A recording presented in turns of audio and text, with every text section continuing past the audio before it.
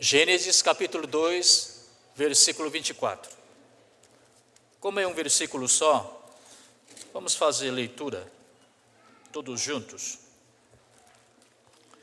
Vamos então? Por essa razão, o homem deixará pai e mãe e se unirá à sua mulher, e eles se tornarão uma só carne.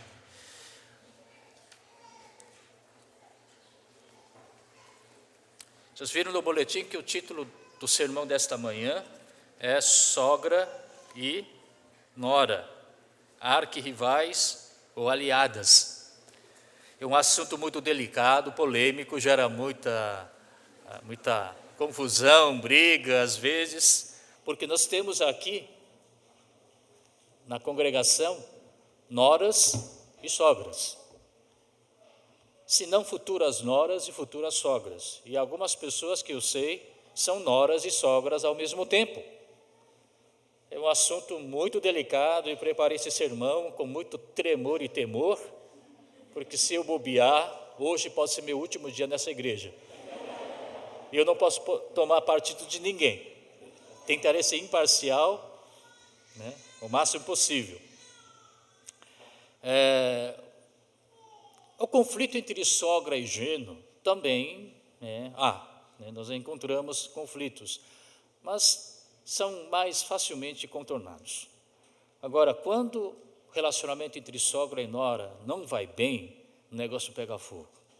Não porque há ódio entre elas, mas ao contrário, porque há amor pela mesma pessoa, que é seu marido, que é o filho da sogra. Pessoas costumam aconselhar da seguinte forma as noras: trate sua sogra como se fosse sua própria mãe.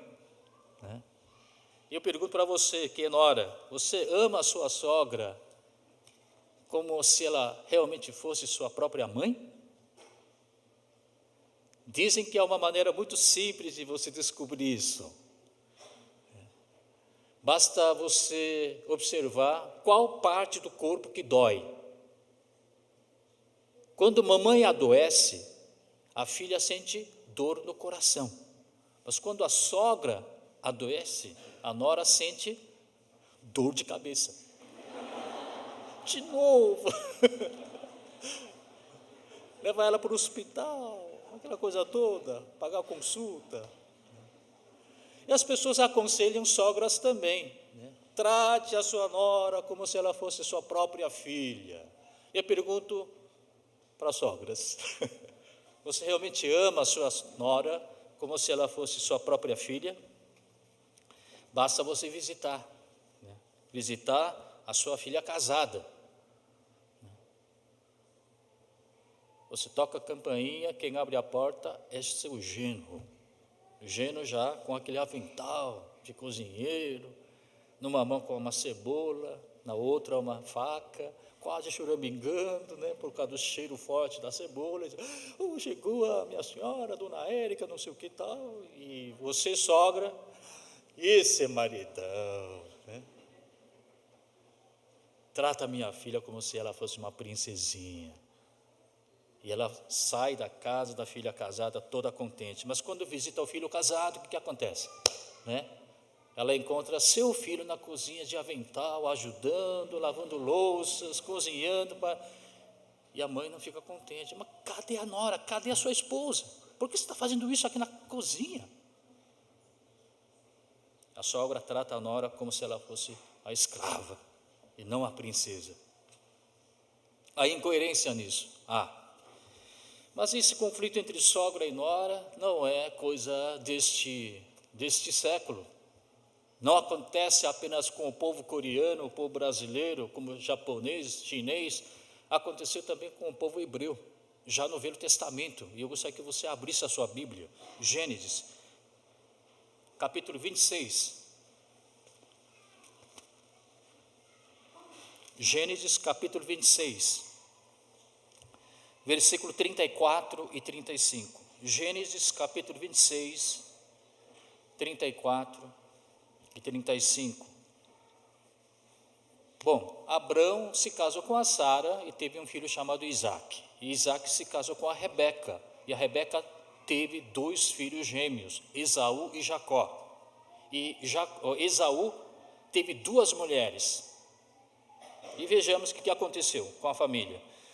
Gênesis 26, 34. Tinha Esaú 40 anos de idade, quando escolheu por mulher a Judite, filha de Beri, o Hitita, e também a Basemate, filha de Elon, o Hitita. Elas, as 2 noras, amarguraram a vida de Isaque e de Rebeca, né? Amarguraram a vida do sogro e da sogra. Agora, a questão é tão complicada, desculpe a brincadeira, mas até a Bíblia omitiu essa parte da narrativa. Não explica como as 2 amarguraram tanto, né? A sogra e o sogro. Mas tem uma outra passagem, continuando no capítulo 27, agora 46, que é o último versículo, capítulo 27. Quem mais sofreu entre Isaque e Rebeca, certamente foi a Rebeca, a sogra, porque ela diz assim: então Rebeca disse a Isaque: estou desgostosa da vida, por causa destas mulheres hititas, e por causa das 2 noras. Se Jacó escolher esposa entre as mulheres desta terra, entre mulheres hititas como elas, perderei a razão de viver. Então Isaque chamou Jacó, deu-lhe sua bênção e lhe ordenou: Jacó, não se case com a mulher cananeia. Provavelmente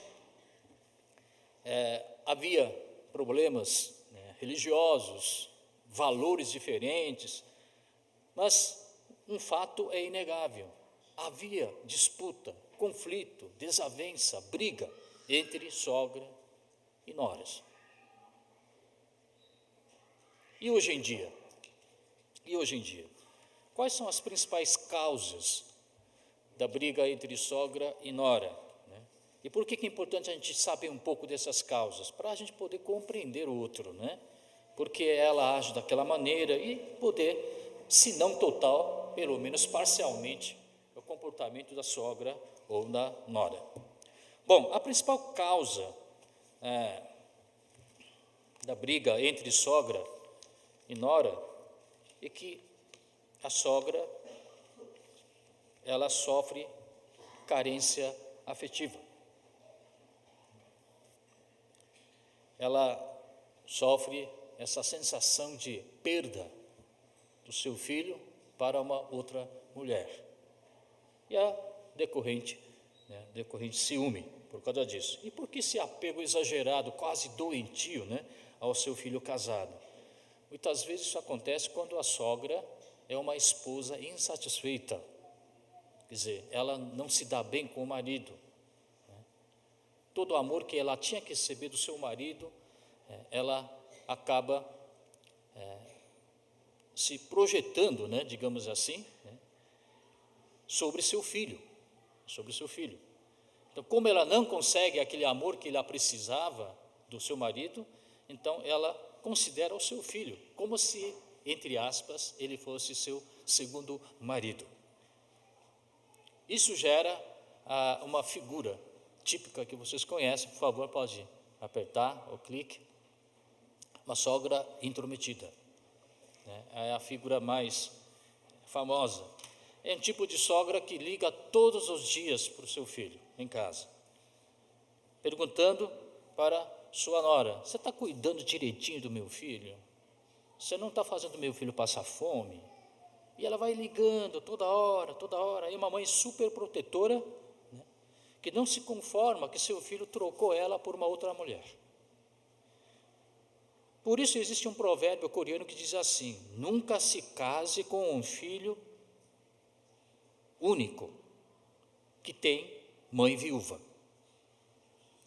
Nunca se case com um filho único que tem mãe viúva. Há exceções, claro. Mas esse provérbio se faz, né, sábio na vida prática. Né? Quando a mãe é viúva e o filho acaba se casando, essa mãe não apenas se configura como uma sogra intrometida, Mas pior ainda, a outra foto, por favor. Pode clicar a outra. A sogra traiçoeira. Essa sogra parece ser amiga na frente dos outros. Elogia a nora, né? Dá aquele sorriso bonito para ela, mas basta virar as costas que ela apunhala. Tem língua bem afiada, que não perde oportunidade para apontar os defeitos da nora. E quando convivem na mesma casa, situação é pior. É quase insuportável. Eu já vi relatos, não aqui, claro, no Brasil, na Coreia, de uma sogra tipo traiçoeira, né, entrar no quarto do seu filho, da nora, sem bater, principalmente naquele hora H, né. Já houve relato de uma sogra dormir no meio, entre o filho e a nora. Não estou inventando, tá? Não estou inventando. Mas isso na Coreia, aqui não acontece. Então essa briga, conflito acontece porque às vezes a sogra não é uma mulher totalmente satisfeita na área afetuosa, né? Então por esses e outros motivos. Outra causa desse conflito é a diferença, né, de gerações, porque antigamente as mudanças ocorriam, digamos assim, de modo mais devagar, mais vagaroso, mas hoje em dia não, né? Por isso antigamente, como as mudanças aconteciam mais devagar, 2, 3 gerações podiam até conviver no mesmo espaço, então neto, filho e avó. Mas hoje em dia não, as mudanças são muito rápidas, né? Nossos pais ainda vivem na era analógica e nós vivemos a era digital, né? Me lembro muito bem, hoje em dia acho que isso não é mais motivo de discussão e nem de polêmica. Mas quando eu e Érica criamos os 2 primeiros filhos, Paulo e Felipe, né, a fralda descartável era muito cara aqui no Brasil. Então me lembro muito bem que nas viagens que a gente fazia ao exterior, a gente enchia as 2 malas só de fraldas descartáveis. Mas naquela época, né, eu me lembro muito bem, havia uma sogra que fazia questão de que a nora usasse fraldas de pano, porque ela achava que usar fraldas descartáveis é um grande desperdício e falta de amor pelos filhos. Então, como ela fazia antigamente, né, tinha que cortar o pano lá, fazer um 20, 30 e usar, quando sujar, lavar de novo, secar e assim por diante. Hoje em dia não tem mais essa discussão.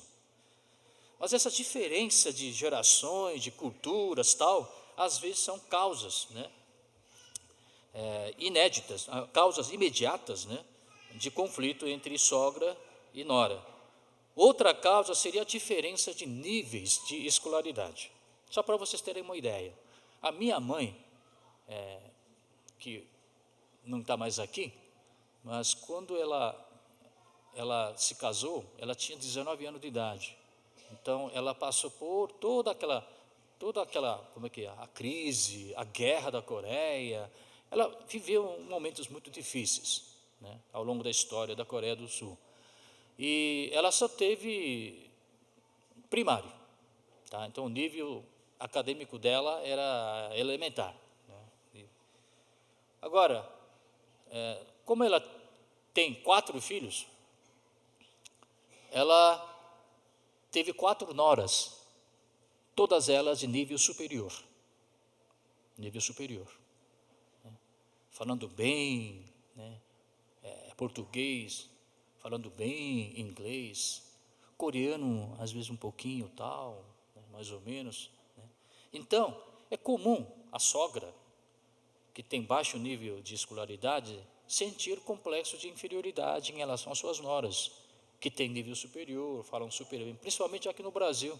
Nossos pais, que têm já agora 60, 70 anos de idade, eles não falam muito bem português, né? E quando vê a nora falando bem português, inglês e coreano mais ou menos, o que vai acontecer? Ela se sente inferiorizada. Poxa, ela tem dificuldade para falar em português, tem que pedir ajuda da nora constantemente. Aí o que acontece? Quando a nora fala mais ou menos o coreano e ela não fala bem coreano, aí que a sogra começa a atacar a nora, porque ela acha que nessa área, pelo menos, ela leva mais vantagem sobre a nora. Então ela começa a criticar, 그것도 제대로 못해, 한국말, fala em coreano, não sei o que e tal. E a nora também, né, se sente ofendida, então começa a cultivar aquele sentimento de vingança, né?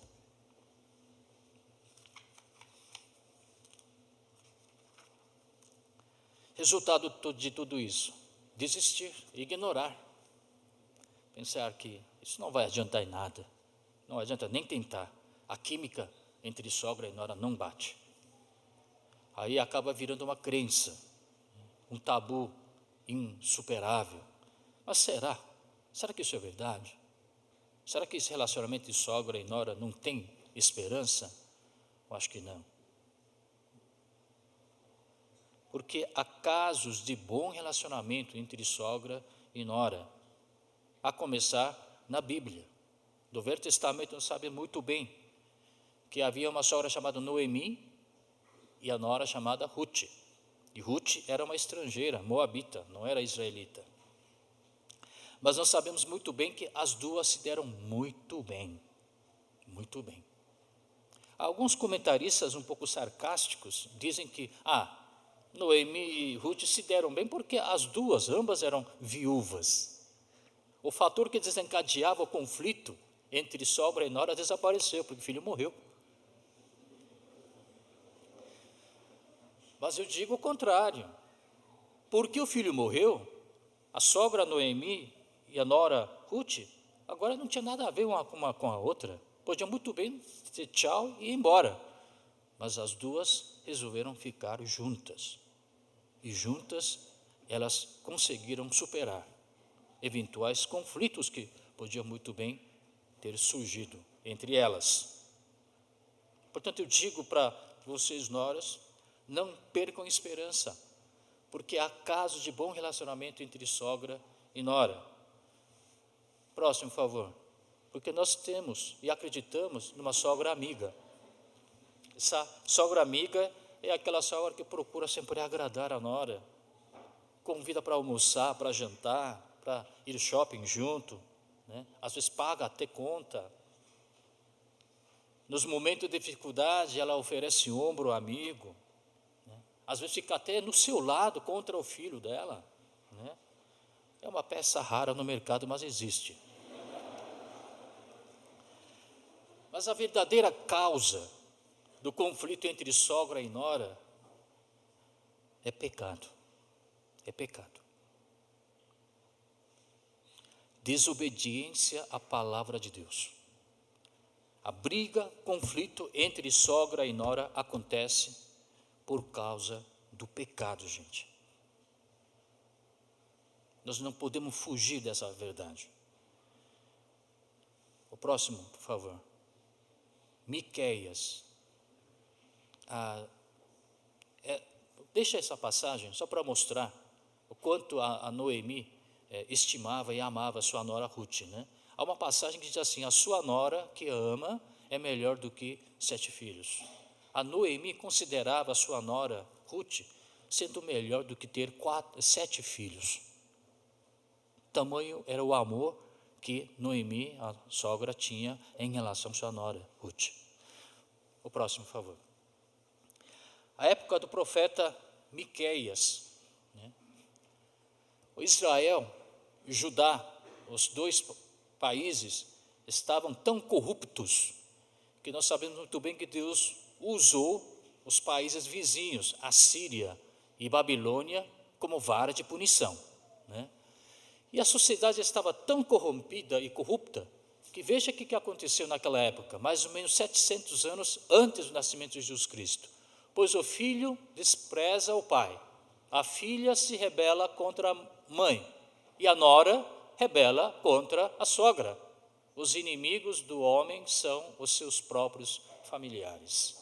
Quando a sociedade está corrompida, desobediente à lei de Deus, a família sofre as influências, os relacionamentos são quebrantados, são rompidos, são adulterados, de tal forma que a nora rebela contra a sogra e sogra contra nora. Isso é consequência do pecado.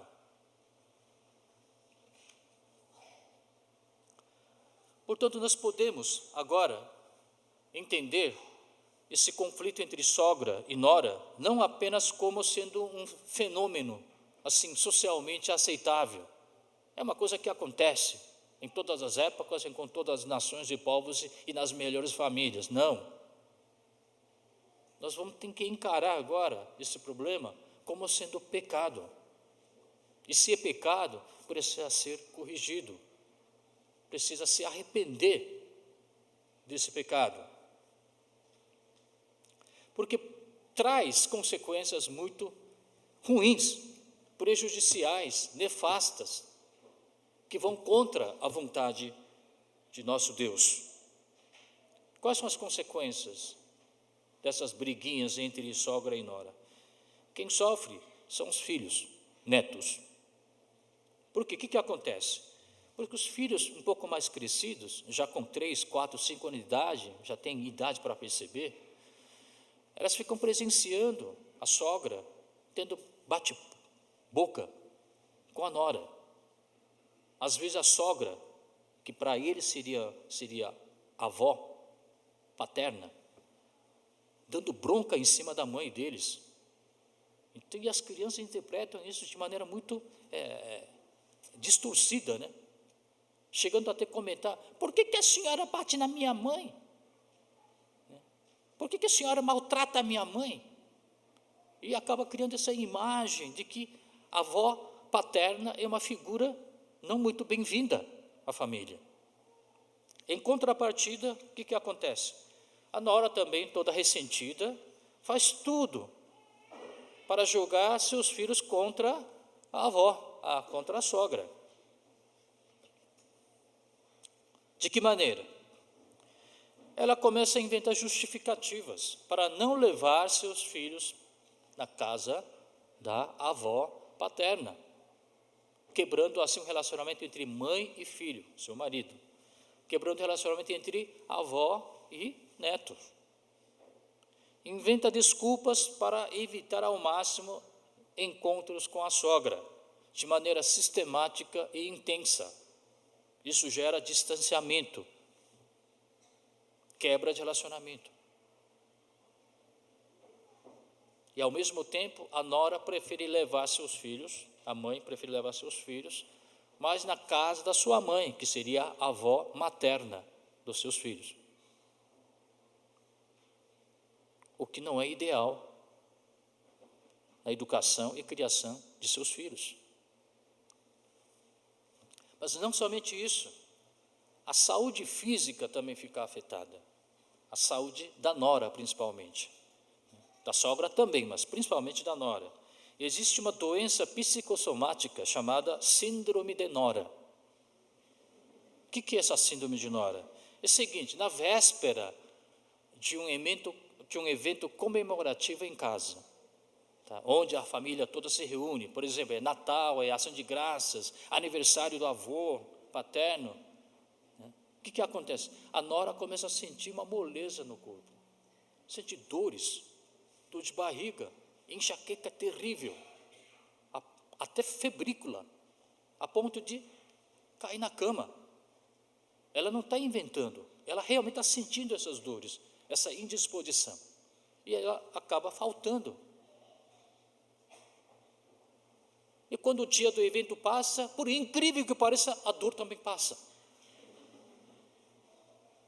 Mas a sogra não entende disso. A sogra fica: é assim, é? É assim, né? Fica inventando coisas só para não vir na minha casa, né?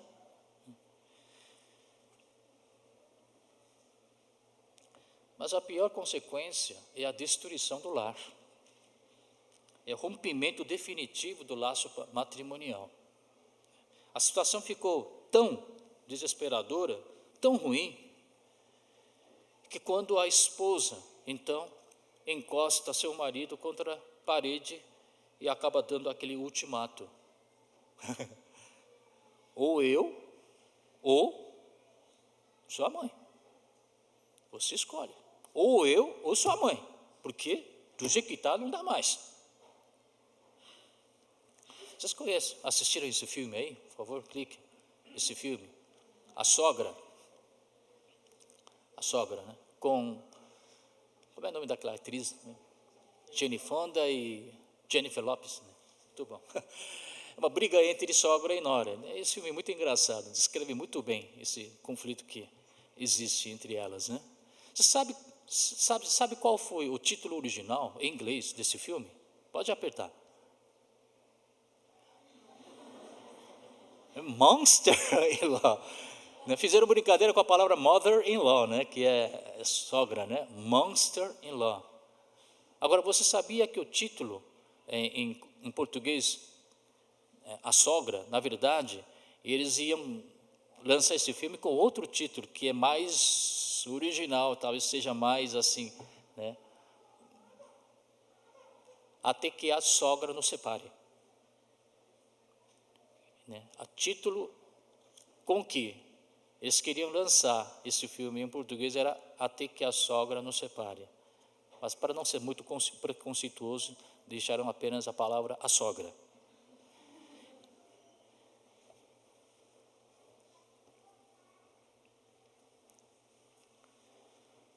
Como nós podemos resolver então esse conflito? Voltar a obedecer a palavra de Deus. Não há outra saída, gente. Voltar a obedecer a palavra de Deus. Principalmente o versículo que nós acabamos de ler. Gênesis capítulo 2, 24. Vamos ler mais uma vez? Gênesis 2, 24.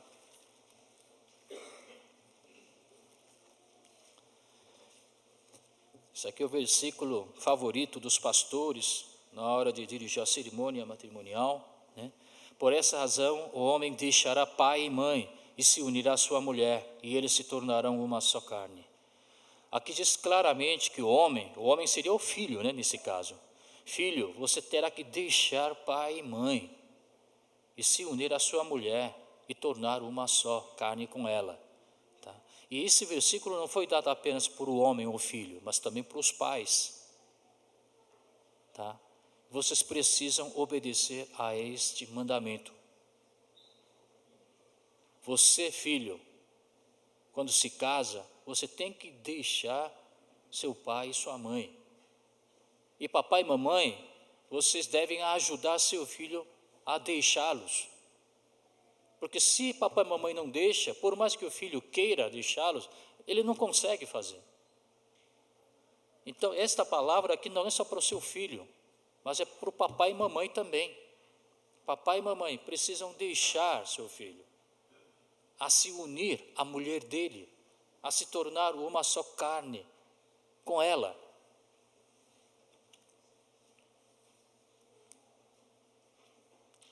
A maioria dos conflitos entre sogra e nora acontece pois deixaram de obedecer esse mandamento de Deus.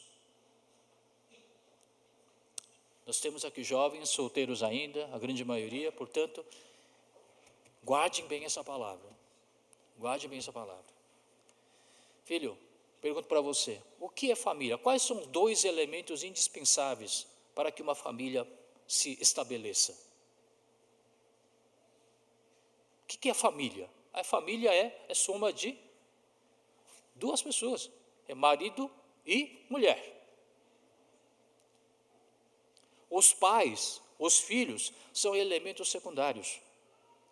Basta ter um homem e uma mulher se juntando, formam uma família. Agora, o que acontece com o filho recém-casado, como aconteceu comigo? Quando me casei, eu considerava a família, não a família ao lado da minha mulher. Eu considerava a minha família ainda a família dos meus pais e meus irmãos. E encarava a Érica, minha esposa, como sendo um elemento que veio acrescentar à minha família. E ela chegou na minha família, entre aspas, com costumes dela, com tradições da família dela, com toda a bagagem cultural dela, com todos os valores dela, que às vezes chocavam contra os valores da minha família. Ai, foi meu grande erro. Quantas vezes eu briguei nos primeiros anos do meu casamento por causa disso? Mas a minha família é assim. Mas essa minha família, na verdade, não é mais essa família, ao lado dos seus pais, dos seus irmãos. A sua família, meu filho, é você com a sua esposa. Esta é a sua família agora. Aquela família a qual você pertencia é família dos seus pais. Aquela família é família dos seus pais, minha filha. Quando você diz a minha família, você está se referindo à família que você constituiu, acabou de construir, você ao lado da sua esposa, você ao lado do seu marido. Essa é a sua família.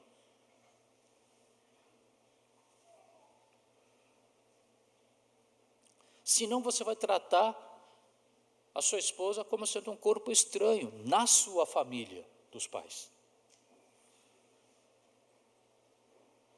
Por isso o marido conversa mais com a mãe do que com a esposa, na hora de decidir as coisas. Consulta mais a mãe do que a vontade da sua esposa, porque ele acha que esta é a família dele ainda e que ela veio apenas a acrescentar. Totalmente enganado, irmão. Tá? A partir do momento que você casou, a sua família é você e sua esposa. É você e seu marido. E se Deus conceder filhos, amém, aleluia, graças a Deus. Mas mesmo sem filhos, a sua família continua existindo. Porque família é composta por dois elementos indispensáveis, marido e mulher. E os pais? Pais, seus filhotes já cresceram. Está na hora de eles saírem do ninho, voar, batendo suas próprias asas. Não pode mais dar comida mastigada na boca deles.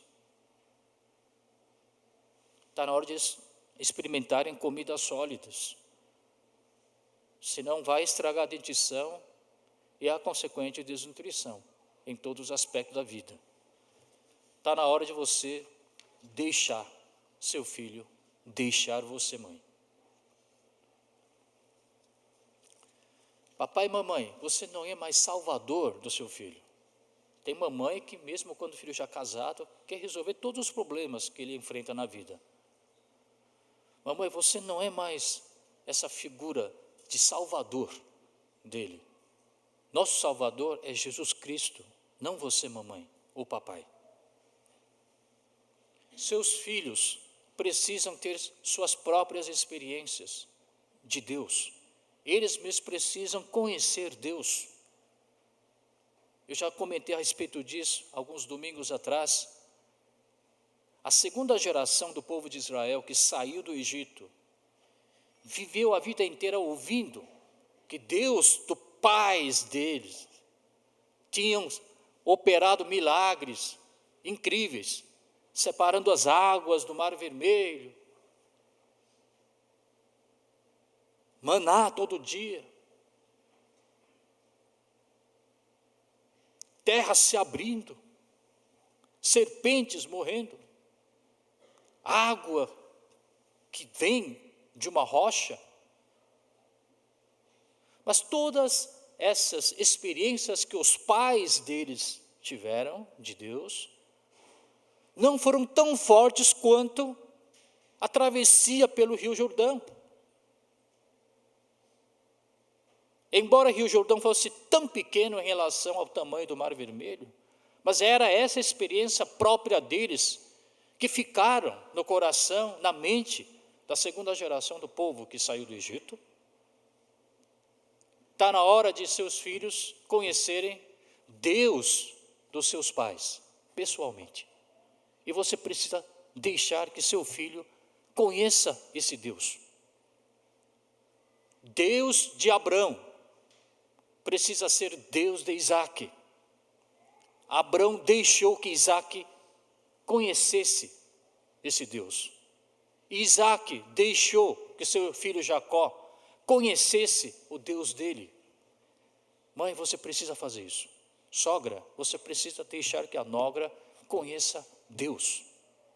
Se até hoje nossos filhos conheceram Deus através de nós, pais, está na hora de a gente deixar que os filhos conheçam Deus diretamente, pessoalmente. O que significa deixar? Aqui diz o homem deixará pai e mãe.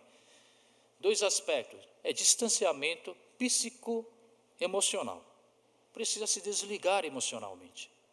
Não mais depender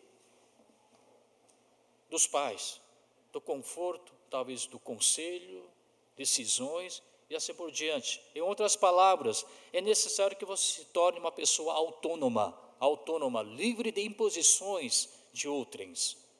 Tomar suas próprias decisões, baseado na fé que você deposita em Cristo Jesus.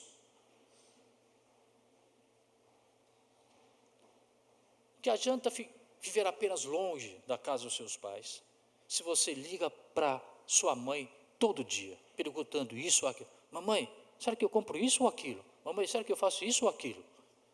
Então isso não é distanciamento, isso não é deixar. Distanciamento físico também ajuda muito.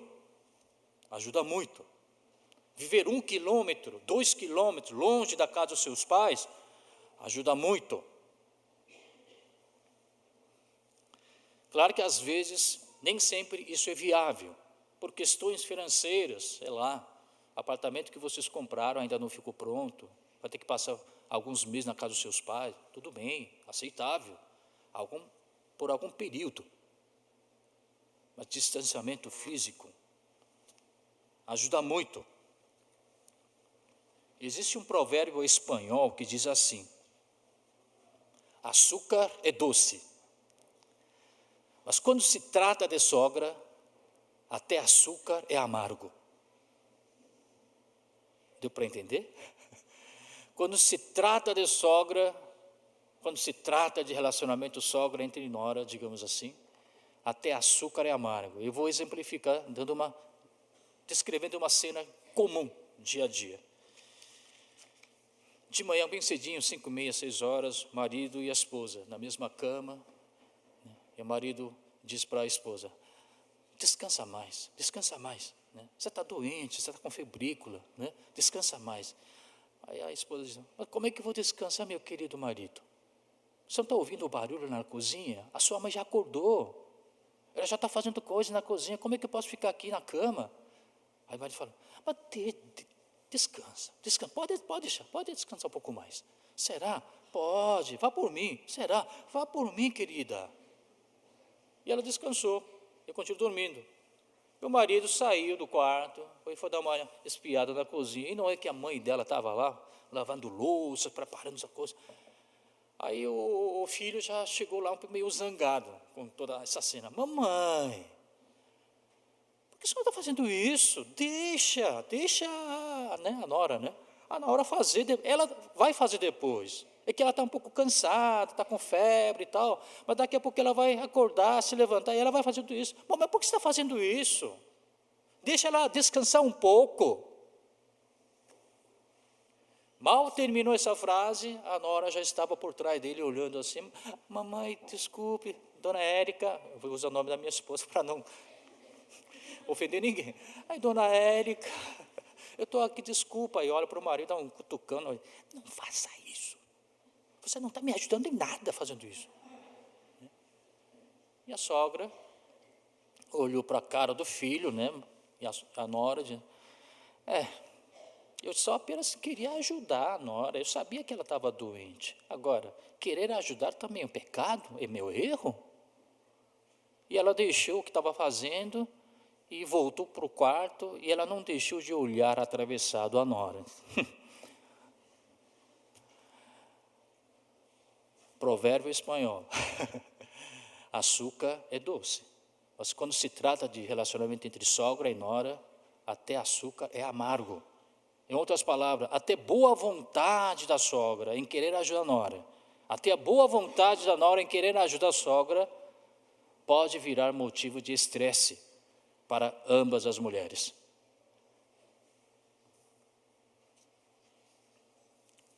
Claro que há exceções. Por favor. Pode passar. A sogra tranquila. Essa é a sogra ideal, com quem todas as noras sonham. É parecida com a sogra amiga, só que quando se trata de relacionamento, ela procura distanciamento. Ela dá conselho, sim, mas só quando é solicitada. Pode até conviver com o casal, filho e nora, na mesma casa, mas ela respeita o espaço, ela respeita o tempo, ela respeita a privacidade.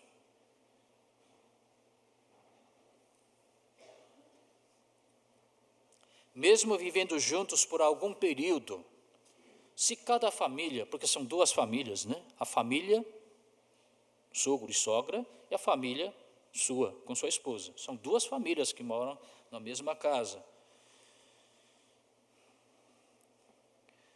Se ambas as famílias respeitarem o espaço e tempo, fazer uma divisão de tarefas domésticas, divisão de funções, fazer um acordo amigável, conviver juntos, também pode ser uma experiência muito boa. Muito boa.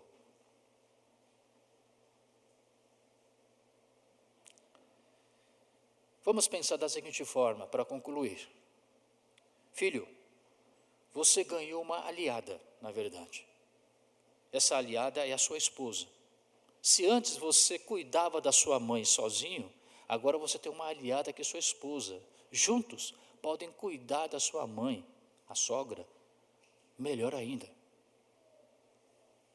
Sogra, você ganhou uma aliada, que é a sua nora. Porque antes a sogra cuidava do seu filho sozinha, agora tem a nora. Juntas podem servir o filho melhor ainda.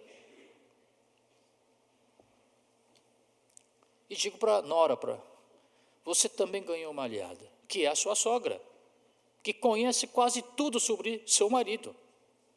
Prato favorito, preferências, temperamento, personalidade e assim por diante. Nora, você não ganhou uma inimiga, você ganhou uma aliada, que é a sua sogra. Juntas podem servir melhor seu marido, que por sinal é o filho da sua sogra. Eu peço que vocês procurem aplicar os mesmos princípios do amor cristão, amor ao próximo, também no relacionamento entre sogra e nora. E vamos terminar o sermão desta manhã lendo essa passagem juntos. Pode clicar uma vez só, pronto, deixa aí. Tá? O que o apóstolo Paulo falou para os irmãos em Roma. Diz assim, façam todo o possível para viver em paz com todos. Vamos ler juntos, vamos lá? Façam todo o possível para viver em paz com todos.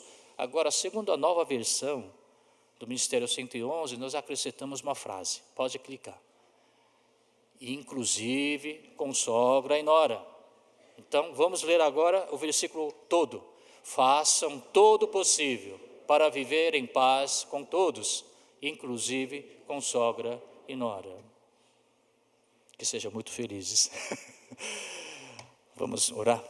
Irmão, eu sei que você tem tido alguns problemas ultimamente, espremiado aí entre a sua mãe e a sua esposa. E você, nora, eu sei que tem tido alguns atritos, conflitos com a sogra. E a sua sogra, minha senhora, eu sei que a nora que a senhora tem não lhe satisfaz. Sempre consegue ver alguns defeitos nela, mas afinal de contas, por que nós nos casamos, né? Por que nós formamos essas famílias? Para que nós sejamos felizes. Portanto, lembre da palavra de hoje, amor cristão. Amar a sua nora como seu próximo. Amar sua sogra como se ela fosse seu próximo. E praticar esta palavra de Deus. Se puder deixar, que deixe. Porque Deus cuidará dos seus pais. Se puder deixar, deixe. Porque Deus cuidará do seu filho.